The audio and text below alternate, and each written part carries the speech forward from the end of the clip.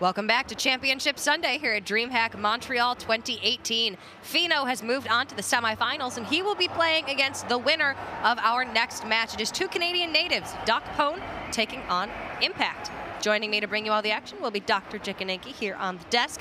Looking dapper as always, Jay.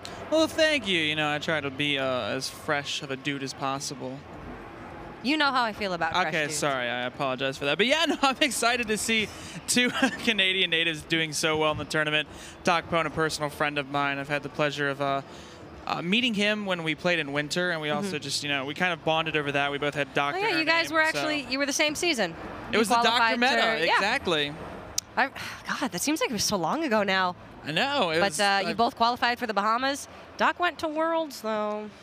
We don't talk about that. That's the dark point in Dr. J's history that we don't like to talk about. You know what? One Doc reigns supreme. And he's got a real nice shot here going to the semifinals, playing up against Fino. Very different lineups from these two players. Impact has full aggro. We saw him on stream yesterday, I believe. Docpwn has more of an anti-control setup here with Shutterwalk Shaman, and then with... Remind me what else he has. So Docpwn's going for more of a mid-range approach with Quest Rogue. He's got that Shutterwalk Shaman. He's got the Even Warlock. He's got the Token Druid. So it's more of a mid-range approach, but he does have those aggressive and control-y decks that, you know, you really want that healthy balance to have in the last hero standing format. If you kind of go for an all-in approach, it's either very successful or very detrimental. And that's what we see with Impact here. Impact has gone for the full aggressive approach, playing the Odd Rogue, Zulok, Tempo Mage, and Token Druid. The one redeeming factor for that is that I would say Token Druid's more of a flexible mid-range deck. It's pretty good against other aggressive decks, and it's almost as if Impact brought a lineup that was the anti-aggro in a way. Yeah. I would say that the Rogue deck, the Odd Rogue, is very beneficial against decks like Zulok, and the Token Druid is very beneficial against the other aggro decks as it has those removal pieces and Spreading Plague. Yeah, you could have also thought about that Odd Paladin, which tends to have decent matchups against other aggressive decks, but is just so weak to Warrior, Warlock, and Druid, which are in a lot of lineups right now.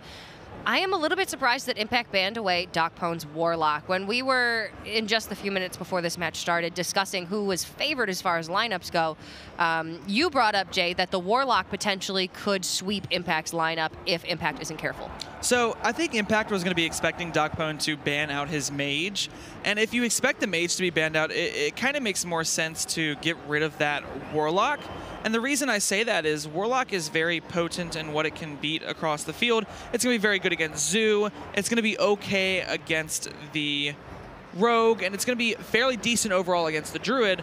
So if Impact is expecting that, he's going to go ahead and take that away and take the matchup of the Druid into something else, basically, because Warlock is notoriously good against that Token Druid. Yeah, that's a difficult call to make, though, because Druid has swept so many lineups this weekend. We've seen it being one of the most powerful decks on the stream. So to leave that up willingly, Impact's, you know, it gotta get a little bit fortunate here to be able to beat these favorable decks from Doc. And in the chat, we want to know who you are rooting for. Is it going to be #Docpwn, top 8 at the World Championships last year, though we rarely see him making appearances now, or is it going to be #Impact, who's had some really nice DreamHack results as of late? A couple of top 16 finishes, but no big wins under his belt just yet. Looks like the crowd is favoring Docpwn, and I think I am also favoring Docpwn here, especially with that Druid being left up. There is nothing that Token Druid cannot beat, and unless Impact is able to really get that Zoo online early, I'm thinking he's going to struggle. Yeah, I'm a little curious as to that ban coming out from Impact. I can kind of see the mentality behind it, but when you leave up Token Druid, you don't have that Rogue into Warlock matchup. So I think Impact was evaluating whether or not he thought the Rogue into Warlock matchup was good enough that he wanted to leave up the Warlock, because you're really weighing on a mirror match, and you're also weighing on whether Zulok is good against Token Druid, good enough. But we're going to go ahead and see how it does. Going into game number 1, it's going to be Impact on the Odd Rogue and Docpwn on the Shutterwalk Shaman. I would say this was a good cue from the start for Docpwn. This one can be fairly close. Do you know if Doc is playing Earthshocks in his Shaman list? I'm not sure off the top of my head. I would assume that there is probably one Earthshock in there. Okay. I think the most common lists have been playing one Earthshock. It's very strong in last year's standing when you expect to be queuing into matchups like the Even Warlock. So I wouldn't be surprised to see it. And the reason I say this was a fairly decent queue overall for Docpwn was that one thing that Rogue really struggles with in this current meta is once you make one board state, you kind of rely on that board state to snowball.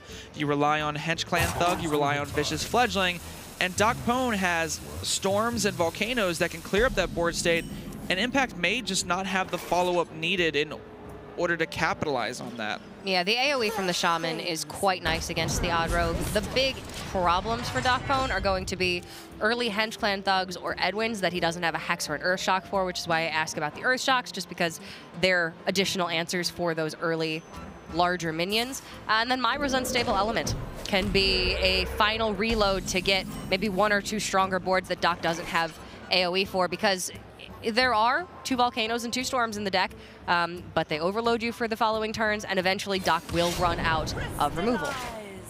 Hagatha, however, does make things that much more favorable for Doc as that one little last push. If you need to rely on it for some outs as far as random spells, you can do that. Not to mention Hagatha, her Battlecry being in the pool with Shutterwalk means that you don't necessarily need to play Shutterwalk with the full combo to win this game. Sometimes you can just play it, win the board, win that way. Yeah, it's kind of the combination of that healing, that resource value, and, you know, just overall having access to that powerful board clear in Volcano. We see that Docpwn currently does not have that in the hand, but he's going to have some time to pick it up. Can stall with the Serenite Chain Gang here, and I wouldn't be surprised to see that. You know, you don't really want to be taking too much damage. You kind of soften up the Hench Clan Thug as well. It's weaker to, say, a Coin Fungalmancer, but you really can't be playing too hard into that. You kind of have to accept that, you know, you really has no other plays, and this is the one that is, you know, the safest against the majority of the plays that Impact can do. Yeah, I mean, if Impact has the counter to this, then so be it. Doc really didn't have anything else that he could have done this turn. Another key card in Doc's deck is going to be that Electra Storm Surge, just strictly for its flexibility. Play it alongside Farsight, get 2 discounted cards. Play it with Healing Rain, you're healing for twice as much. Also with Lightning Storm, it can be removal onto, you know, a board such as this, where it's taller minions instead of a wider board state. The issue there being that Electra does overload you twice, depending on which spell you play with her. It is like you played that spell twice. Yeah, but just playing that spell twice sometimes is all you really need. You go ahead and clear up most board states with that double Lightning Storm effect. Anywhere from that 4 health to even 6 health range, you kind of clean it up.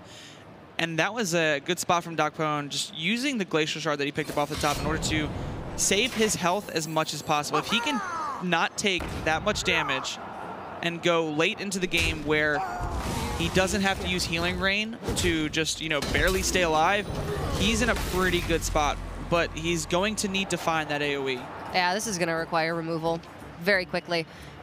This turn, the strongest thing that Doc can do would be Grumble World Shaker, but I am wondering if at what point does he have to go for that Farsight and try to dig a little bit deeper? With Shutterwalk Shaman, if you don't have early combinations with Acolyte of Pain or Stick a Manatide Totem, you do run into situations where you don't draw through your deck fast enough. And it's not necessarily that he's looking for the combo this game. Again, he just needs to clear the board and doesn't have those tools just yet. So I would see next turn more likely being, you know, full 7 mana Life Drinker Farsight with the Farsight first and then reevaluating after that. But this turn, at least the Grumble challenge is on the board, and he just saw Vile Spine being played. But holy heck, this is a lot of damage. Impact can even get down a Dire Mole and the Edwin after this, and this is going to be a bigger board than a Volcano can clear.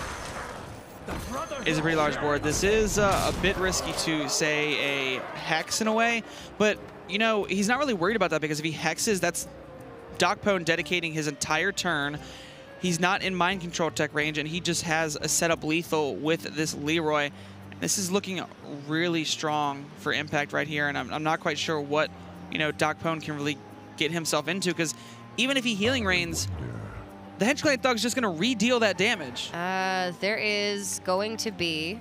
Yeah, I think it has to be 21, 23. It's going to be 29 with Leroy and the dagger. So double Healing Rain will put Doc at 30, and he would not technically be dead, but there is no coming back. I think he has to go Farsight into a Hex and then Healing Rain. So it doesn't technically clear the board, but there is a small chance. There's a chance that it clears Edwin and HenchClan Thug, Edwin but and HenchClan Thug. Nearly non-existent. I think Doc the just needs Farsight had to be committed that turn. I think he needs to go with the Volcano and hope that it's enough. If he plays Healing Rain, he goes to 26. He's already staring down 20 on board with the dagger adding 3 power. It's a very difficult call. If you make this play, you're kind of accepting the fact that you die to Leroy every time.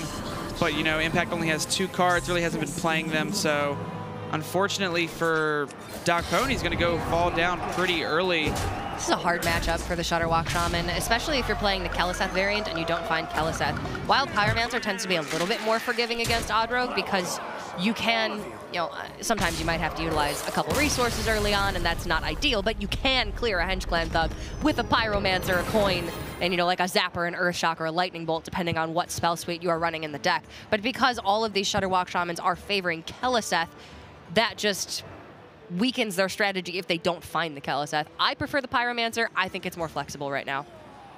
It's a difficult call with the Pyromancer. You do have to play a little bit more, you know, those awkward spells to just try and benefit from them. And if you have Prince Keleseth, it is a very powerful spike. But we saw there, I think it was just a combination of Docpwn not having that early game removal that he really needed. He needed to have that Volcano a turn earlier. He needed to have a Hex just for the HenchClan Thug when it got out of control. And Impact just capitalized on having that Edwin Van Cleef in his deck. I'm not a huge fan of having Edwin Van Cleef in the Odd Rogue. I think it has its positioning. I think it has its spots where it shines, but a lot of times it can just be a 3-mana 2/2 that just kind of sits there in the hand. If you play a 1-drop with it, then sure, maybe it's a 4/4, but the majority of your minions that are 3-drops are pretty powerful. But I can see where it fits in the list. When it does things like this, it's powerful. Yeah, and it definitely operates really well against Shutterwalk Shaman because it's a cheap minion that lets you get out of range of Volcano when in combination with a couple of other minions like we saw there. So Impact just off to a blistering fast start. Docpwn, when the first thing that you can play is a Saronite Chain Gang on turn 4. You know, that happens sometimes. It wasn't good enough here. And Doc's going to need to counter this rogue with either his Druid or his own rogue. I think he's going into this one with the Druid. I definitely think he's going in with the Druid. He's going to lead with the Druid just because that is the best matchup. The Rogue has been notoriously doing very well. Quest Rogue into Odd Rogue has been doing well over the course of the tournament, but it's still an unfavorable for Docpwn if he doesn't hit those very specific cards that he needs. So I think the Druid's going to be let out here. I wouldn't be surprised to see this Druid, you know, just kind of take it by storm, end up winning the game. And it's going to come down to that. This is a pretty strong matchup overall for the Druid. It has the early game removal. It has the defensive tools. It has the ramp. It has the board states. It has everything it needs to win this matchup. And really importantly, Doc still has 2 decks that are very capable of sweeping an entire lineup. Quest Rogue does actually have better matchups against aggro than we give it credit for most of the time, I think. And Token Druid is just, I would say, the best deck in the tournament. I think it's the deck that has the best matchups across the board. I think it's been sweeping most consistently. I'm shocked that it has not been banned more than it has. It's just very hard to dedicate a ban, especially when a lot of these players have, you know, a very refined answer to it. We see in Docpwn's list, he is running a copy of Cenarius. That's a bit slower in this matchup. It's going to cost him a little bit just because it's going to be an awkward card to play out. But he does have that Wild Growth, does have that Nourish start. That's pretty good. You saw him there evaluating whether he wanted to keep that Ultimate Infestation. I like him tossing it. I think it's a bit too slow to start off with, especially because if you're ramping and then you have that Ultimate Infestation and you can't clear, say, a Vicious Fledgling or a HenchClan Thug, it becomes very problematic. Yeah, this is definitely a matchup where the Druid can't just go all in on the ramp strategy and miss removal in the early turns, because then you do get punished by HenchClan Thug, Vicious Fledgling, and again, a matchup where Edwin Van Cleef is very strong. And I do want to take a second to point out that Crystallizer that Impact has in the deck. It is taking the place of Dire Mole. Do you really see any benefits or drawbacks? Or no, he's actually playing... It's taking the place of Argent Squire. Okay, he's playing Dire Mole and Crystallizer. Interesting. You know what? It plays around Blood Knight. Yeah, it plays around Blood Knight, but it's also, it kind of has its niche little roles where an Argent Squire technically has 2 health, so a Druid could hero power it over 2 or it dies to swipe, whereas Dire Maul and Crystallizer, they have that 3 health, which means they don't die to that swipe, left over 1 damage, or they don't die to that hero power over 2 turns. Yeah. That's the main reason to play it. The only time I would say that Crystallizer, you know, has its drawbacks is if Impact were to play Myra's Unstable Element, go to Fatigue, and then the dealing 5 damage would actually kill Impact himself. That's a very niche scenario, and I think that's one of the very few times where potentially not having that extra health matters. But there are those niche scenarios as well where you Cold Blood the Argent Squire and it trades up into a minion. It's definitely, you know, drawbacks. And 6 in one hand, half dozen in the other. There's different reasons why you want these different minions in the deck, but seeing that Blood Knight has been as popular as it has recently and recognizing there's probably going to be a fair amount of Zoo in this tournament, I do like the inclusion of the Crystallizer. Docpwn just having to play Libidinous Floop by itself. He could have coined the Nourish here, but he really wanted to check that Vicious Fledgling, and we can see with the Dagger and the Deadly Poison in hand, Impact is going to get so much value out of this Fledgling. And so one thing I was thinking about previous turns is I almost wouldn't have minded if Docpwn had gone for a play where he played the Savage Roar and then coined out the hero power just to answer the Vicious Fledgling. Yep. He answers the Vicious Fledgling. Impact's most powerful play is 1-drop, 3-drop. And then he goes Nourish. Now that the Vicious Fledgling's been answered, he goes ahead and ramps. He has the draw follow-up. He has the Spreading Plague. Impact's going to be conscious of that, and he won't have this monstrosity on the board of a Wind Fury Vicious Fledgling. Yeah, it definitely gets countered with, well, not much. SI7 Agent can't be played alongside the Dagger that turn.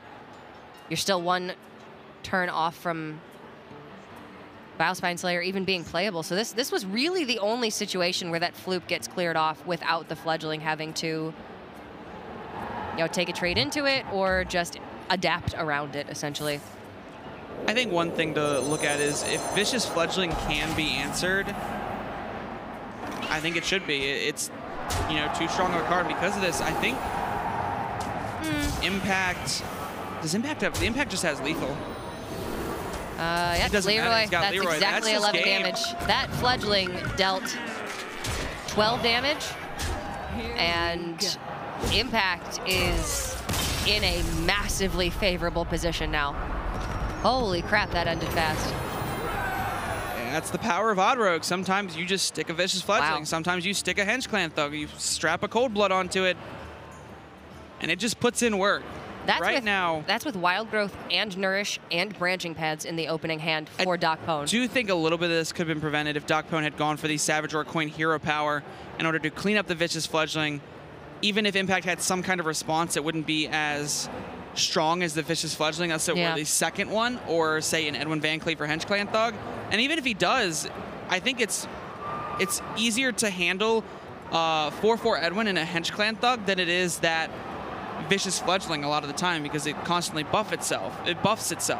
So if he clears that off and then he goes for the Nourish on the following turn, I think he has a real legitimate chance to win that game.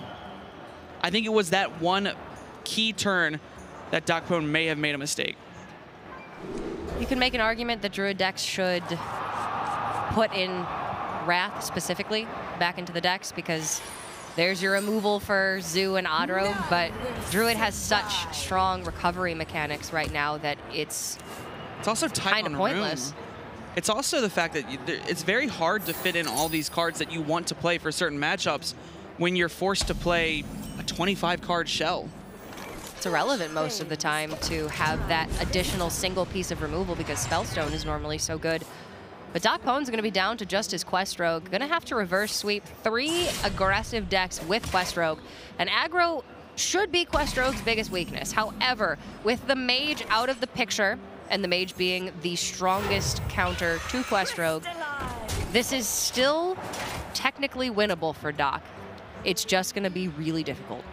There's a chance, and with Glacial Shard and a Sonya, it may be more feasible than it first seems. It's definitely a rough matchup But the one thing is, Questroke has gained a lot of tools that allow it to be better in this matchup. It used to be just the fact that the odd rogue would just have a ball, just keep going face and just putting pressure on. But with the inclusion of a card like Giggling Inventor, it makes it much harder for odd rogue to continuously push that damage, especially when you need to dedicate so much of your turn just to clearing off the Annoyatrons. And with Sonya, all it takes is something like a deckhand and the board can be cleared in the future turns. Very similar to the last 2 games. If Doc finds himself in a position where he's cleared the board, he's stabilized his own board, and his life total is secure, he's going to win the game. But we saw Impact kill Doc on turn 5 last game, and on something like turn 7 the game before. He's had what he's needed to rush these games. We're just going to need to see if he has it again. And with the Fungal Mancer to be played on turn 5, he has pretty much the power curve. And Impact just keeps drawing play after play and has so much pressure on this board. Docpwn does have that advantage, but that advantage is a turn away right now. Docpwn's got to find a way to live before he can even play that card. He doesn't find the preparation. That's not coming down. Giggling Adventure off the top would soak up 4 hits. But Blood Knight's in the hand for Impact as well, so that's a liability. Jeez. I mean, this game's also almost done on turn 5. Impact has won both of his series earlier on turns 5 and 6. This one's looking to be the same story. I mean, Doc's lineup is pretty weak to Odd Rogue when it draws its ideal curve. We've just seen Odd Rogue be more inconsistent than this throughout the rest of the tournament. But to be fair, we didn't see a lot of Impact's matches. We don't know how well this Odd Rogue has been performing for him. I mean, we have a couple players in the top 8 that brought the Odd Rogue. I believe another player was Gallon, who has Odd Rogue a part of his lineup. I mean, maybe it's something, there's more to it than what first seems. Maybe Questrogue, you know, isn't all the rage. I do think Questrogue's a very powerful deck. And to be honest, there is still a chance for Docpwn. He can go ahead and vanish out next turn. He's still at a okay life total, not the greatest. He's got the Sonya Boar. Yeah. And then if he can just live and clear up some of the board and just get to that quest and then do stuff with Vicious Scalehide, there's still a chance. It's like a checklist with 5 things on it, though. But he's got double Vanish. He can go Vanish next turn, kind of neutralize the board state a little bit. Impact's going to be forced to be playing not as much as he can. Then he could go Boar Vanish. Then he could go hopefully draw into a preparation later on and end the game that way. I mean, if he's going to win the game, it's going to be with Sonya and the Boars. Impact doesn't have any, he doesn't have any charging damage right now, so it's not impossible. He's going to reload on board as much as he can. But Impact, from the position of cards in Doc's hand, can get a read that there is another Vanish. Yes, if Impact is keeping track right now, he will know. But of course, he's going to go ahead and force this board to be committed anyways. There's no reason not to. Docpwn does have the potential to go Stone Tusk, Boar, Vanish. I do want to say, I kind of wish that Impact had played the Fungal Mancer on his turn going into Doc's turn 6. Just, you know, knowing that that is when Vanish is playable for Doc, he could have squeezed in a little bit of extra damage there instead of going wider. If this matchup comes down to Doc stabilizing on just a couple points of life, maybe that could have been the difference maker. Yeah, there's a lot of things that could have been done slightly different from both these players' sides. Wouldn't be surprised to see this come down, and the deckhand, it was a great draw. It's going to allow him to clean up this Hench Clan Thug while also putting damage into another minion. Could have done it with the Boar, but I think deckhand, it makes much more sense to kind of complete it with this one. Just one less minion that you have to play. Yeah, it's one less minion you have to play, and it's also the fact that when you complete it with deckhand, sometimes you don't necessarily have that dagger up.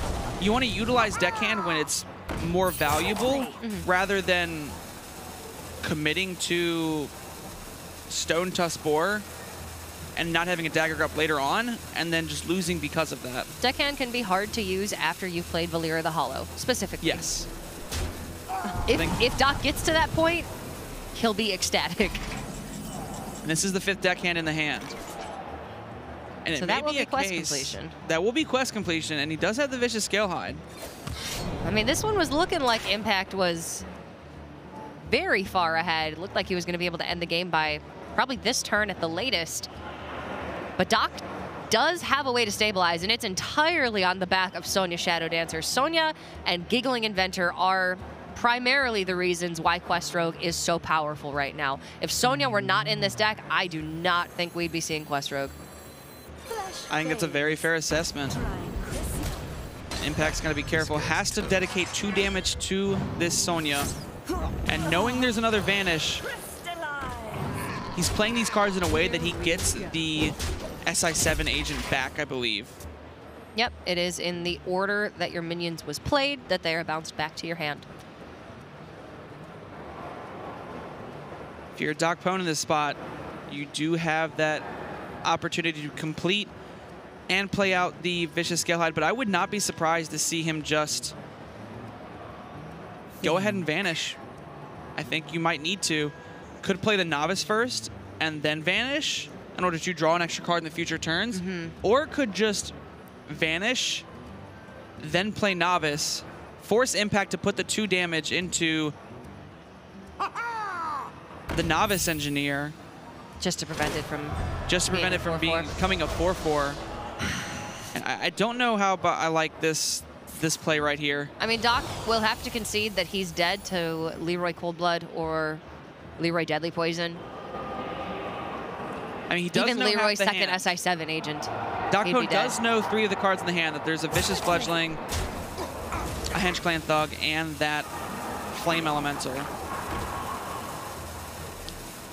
Is this better than just vanishing the whole board? There's 4 power on the board now, so Doc is he's still dead to Leroy Coldblood, which would have been the same situation. It does increase some outs, per se, in the Fungalmancer. So a Fungalmancer Coldblood, it would do something like that. But, you know, it means that Impact has to answer this Scalehide. If he doesn't answer this Scalehide and then he bounces it back and keeps going with it, that's just as bad. So the Fungalmancer damage might have to commit it into the Scalehide. I don't think you can leave the Scalehide up, but then Doc goes to 18. And Impact has not drawn his burst damage this game. He hasn't found Coldbloods, hasn't found that Leroy. If he did, he probably would have won earlier. I think Doc may have turned this game around, and it was looking so grim at the start. It was looking like Impact was just going to 3-0 this series, and we were going to be on to the next game. It's looking like he might be turning the corner right now. Again, I have to wonder, there were 2 turns where Fungalmancer could have been played to push a little bit of extra damage. Could that have changed things? Hard to say. There's still just not enough burst for Impact to close out the game, regardless. So it does look like he's going to have to commit to killing this Vicious Scalehide here and then just... Oh, no, he's not. He's going to hope that Doc doesn't have it. All right. You know, maybe that's just his best chance of winning. If he kills the Fledgling, Doc goes to 18, and Impact is maybe conceding in his mind at that point. He doesn't want to do that. So Docpwn can go value trade, Shadow Step, take another value trade, then Vanish, then play either Mimic Pod or Novice Engineer plus the Boar. Could also go for Boar, kill off the Hench Clan Thug, value trade, value trade. It could also just, I mean, is there potential lethal here as well? I haven't been looking that either. 4, 8, 12, 16, 17. There would need to be 1 more bouncer for the Boar.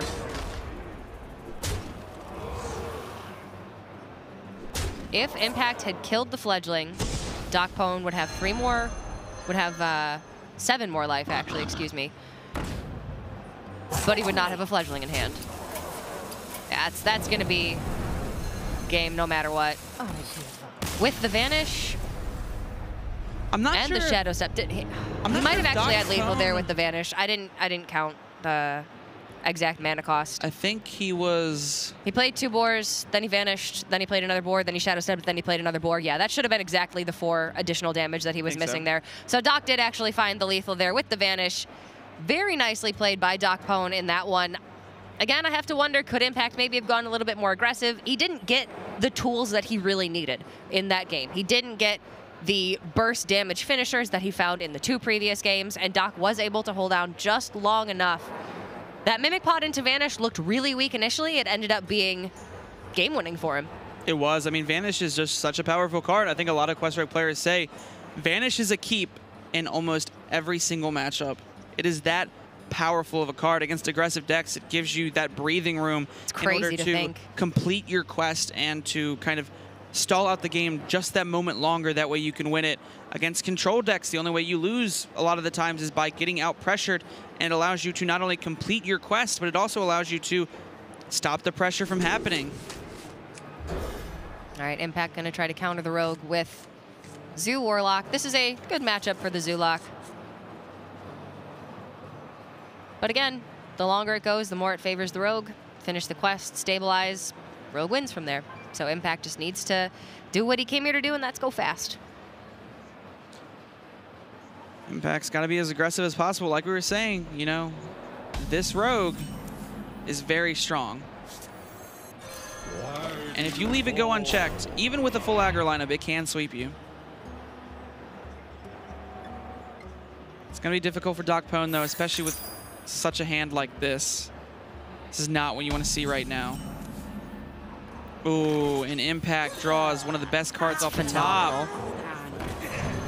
He doesn't have gas after this, but this is a powerful opener. Doesn't really matter when you don't have a lot of follow-up, when You're not there wrong. is no way the Doc can clear this board. I think the most is prep Fan of Knives into coin Fan of Knives, and that still leaves up a 1-1 and a 3-1. Yeah, I think you got a coin fan this turn. Coin fan into fan, and then... then what are we doing? He doesn't have any cheap minions to play. He doesn't have any idea of what he wants to complete the quest with. I wouldn't be surprised to see Hero Power here. Just kind of wait it out a little bit, maybe do the Fan of Knives. You will be taking a lot of damage, but you have to hope that Impact whiffs turn after turn, and you can eventually go coin Giggling Inventor and hopefully find something with that there. I don't think coining out the Fan of Knives is potentially a winning line of play. If you don't do it, though, you're going to be taking another... another 3 damage. You only 5 take... damage. You only take 2 less damage if you were to coin the Fan of Knives out now. And I think you have to squeeze every little bit of health you can. That is a whiff for this turn. And he does get to dagger up and make sure that the Voidwalker gets cleared up with the double fan. And if he draws prep, he can clear the entire board now. I think he's really going to be hoping for that. Wow. Oh, that's a preparation. Okay. If he chooses to do so, he can clear this entire board, force Impact on the back foot. Impact's going to be playing 1 minion, can then coin out the Giggling Inventor. With that draw, Docpwn might just be in a favorable position now. It's still going to be rough, but it's looking pretty good for him right now. Let's go, Doc. Okay. He's not. Now we've got he's a fellow doctor for a reason. That was the opener from Impact. The opener without Kaliseth, mind you, but still hitting a cheap heal, a cheap damaging minion, and a happy ghoul should be almost impossible for the Quest Rogue to deal with. Here comes the Giggling Inventor. I almost wouldn't be surprised to see the Shadow Step be committed to the Giggling Inventor, because you really need to have that defensive stall. If you don't have that defensive stall, it gets a bit dicey. The doubling imp into the Fungal Mancer is still a really nice sequence of turns here for Impact. And he is playing Leroy in his Zoo, so Leroy Soulfire is going to be a guaranteed 10 damage, whereas Doomguard can make things a little bit more iffy. And the reason you have the Shadow Step here is for a card like Despicable Dreadlord. I wouldn't be surprised if Impact is running that in his Warlock list. It's been cut down to 1 a lot of the time. Yeah. But it's still in the list for the most part. And there's 2 copies of it within Impacts. But it's in the list for the most part because it does give you some game against a lot of the decks like Token Druid and Odd Paladin if they do, you know, come into the play. And against this matchup, it allows you to clean up the Giggling Inventor without having to get through all the Annoyatrons.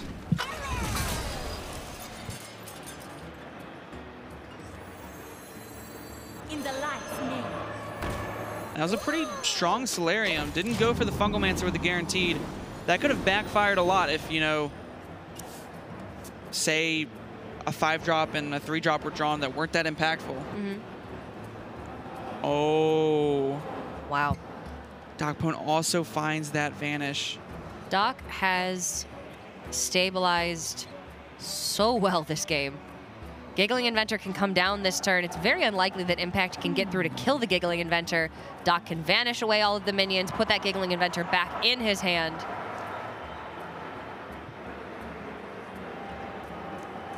Could also use the Vicious Scale Hide to kill off the Light Warden. That's going to be a difficult call from Docpwn, whether he wants to do that or not, because you are dedicating your turn to Vanish, and if you do that, you bounce the Light Warden back. But also giving Impact a 1-mana minion just to play back onto the board, especially being as powerful as Light Warden, it's not really something you want to do. But then again, you might need this Vicious Scale Hide later on in order to regain the life that you've lost. I think it's fine to hold on to it here. I think so as well. It's definitely a tough call. You get to dagger up as well, which is, it's nice to carry that over in case you find the deckhand. Looking at Impact's Zoo list, because he has 2 copies of Despicable Dreadlord, it leaves him less room for tech cards like Blood Knight. He doesn't actually have any of them in his deck. That was a pretty decent life tap for Impact. Does find a potential play. If he life tapped, he would have just maybe had to dedicate his turn to Happy Ghoul. Especially finding that Serenite Chain Gang. I mean, if you're Docpwn, you have to vanish.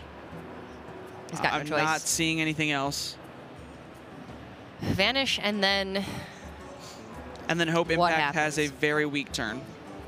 But playing this Giggling Inventor over and over, and then eventually living to Valera, and then playing 2 Giggling Inventors, there's potential for Doc to get this quest done on Giggling Inventor, which is very slow. It's incredibly counterintuitive, but it happens. We see the quest completed on Youthful Brewmaster. I've seen it done on Elven Minstrel. You know, you work with what you have available to you, and in a matchup against Zoo, bouncing Giggling Inventor time after time is really, really good. I mean, yeah, maybe Glacial Shard's better, but this is the way that the deck has panned out for Doc this game, and if he hadn't found that prep off the top to double fan on turn 3, he would not have even made it this far. There's a Glacial Shard picked up. That will help out a little bit as well. Can stall out for a little bit longer. I mean, Docpwn has to play the Giggling Inventor. I think there's no way around that.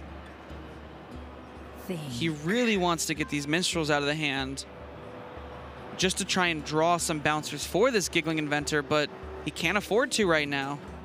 Yeah, he's not going to have the mana for the Minstrels until, I would say, he's already won this game. Yeah, I think it's just going to be Giggling Inventor plus a Noyatron.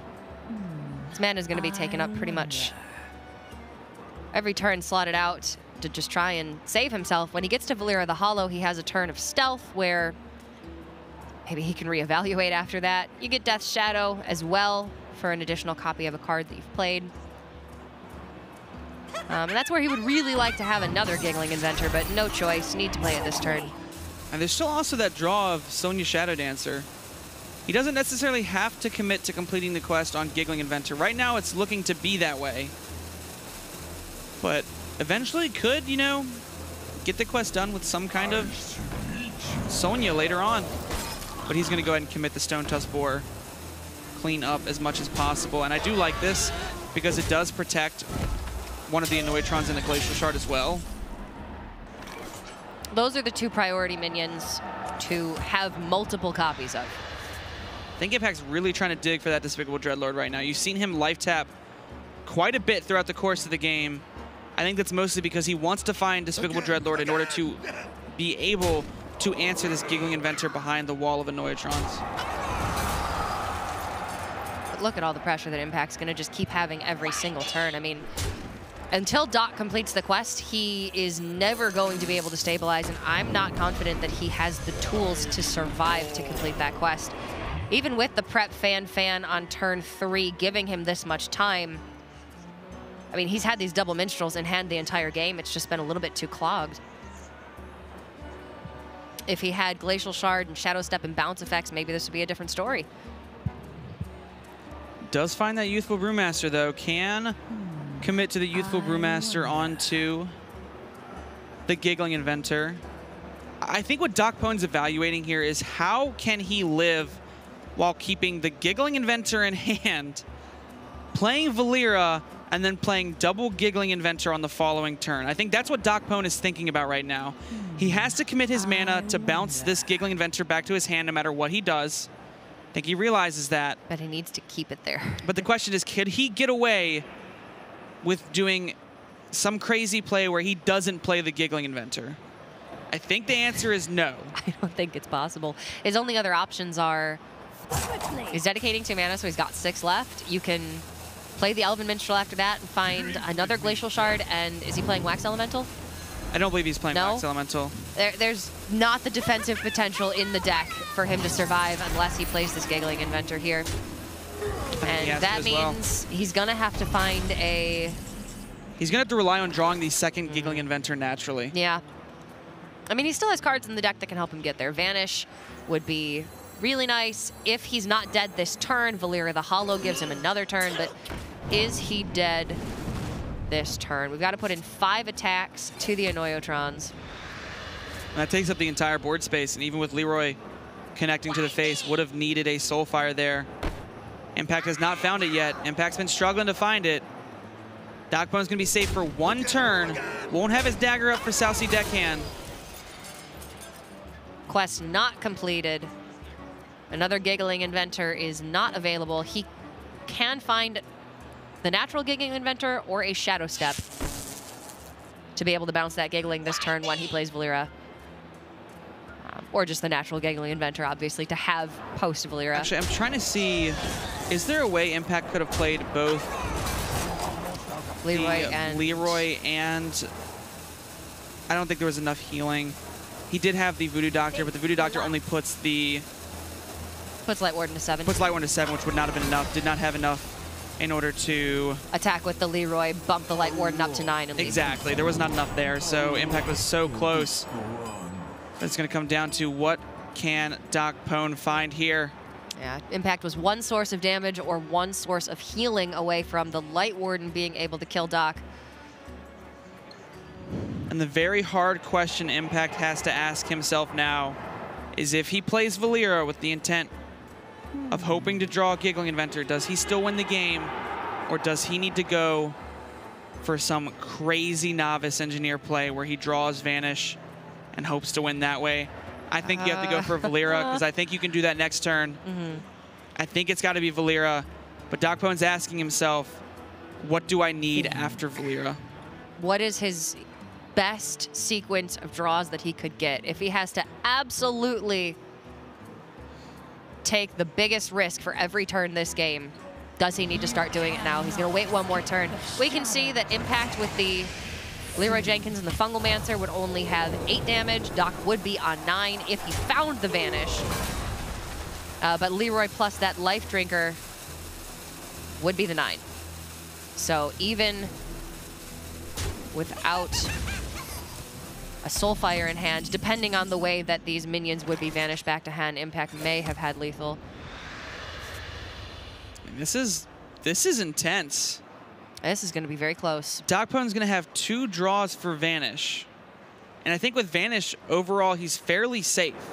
I think the most potential burst damage that Impact could have if Vanish comes out, the second one, would be 14. But that would rely on 2 Soulfires, which we've seen. I think Docpwn knows there's no Soulfire yet because of the way the game's been played. There still could be one. Does have prep. It's got to be a Hail Mary play at this point, looking for that Vanish. Novice once. Novice twice. If you don't find it, Novice twice. Maybe even draw another Novice. I don't know at this point. Gonna need to be the Vanish. Sonya a little bit too late. Sonya's a little too late. Needs to be the Vanish off the second Novice Engineer. Still has 1 more draw towards it. Can't commit anything else.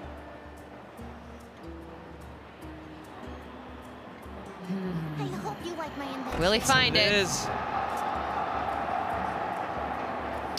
Can't bounce it back and do it again. I think that's game. Even with prep, it's not going to be enough mana for the Vanish. Doc so close, but Impact just favorable matchups for this Rogue deck, and even after getting one win online, could not get the Zoo off of the board. Impact's all aggro lineup is looking very good, Jay.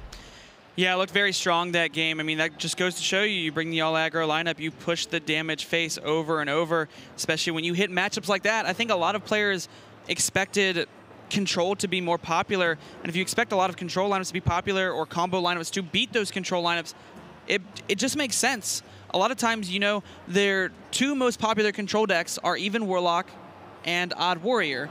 If you ban out the Odd Warrior and you're left with the Even Warlock, you have decks like Mage and Rogue to deal with them, and then you have the other two aggro decks to deal with everything else in the field. So, I mean, maybe the all aggro lineup isn't as crazy as it seems. Obviously, this match would have looked very different had the Druid from Docpwn been able to do more work against the Odd Rogue. That game just finished so quickly and should have been much better for the Druid than it ended up being. Unfortunately, Impact just, you know, got what he needed. Not unfortunate for Impact. He's very happy right now. He's moving on to the semifinals, and we'll be playing up against Pheno in our first semifinal of the day. Docpwn, it's great to see him again. It's great when he comes out and actually does get a chance to play, but his road will end here. Still a very impressive performance, and nice to see him after the World Championships last year. But Impact's had a great run in DreamHacks this year. He's consistently been top 16, top 32. Hasn't had that win yet, though, so could this be Impact's chance to really show off the power of aggro in this meta and maybe get his first DreamHack title? We are going to find out. But we've still got 2 more quarterfinal matches before we see that showdown between Pheno and Impact. So when we come back, our 3rd quarterfinal match of the day, it's going to be Just Saiyan taking on Hunter Ace. Don't go anywhere. More of DreamHack Montreal coming up.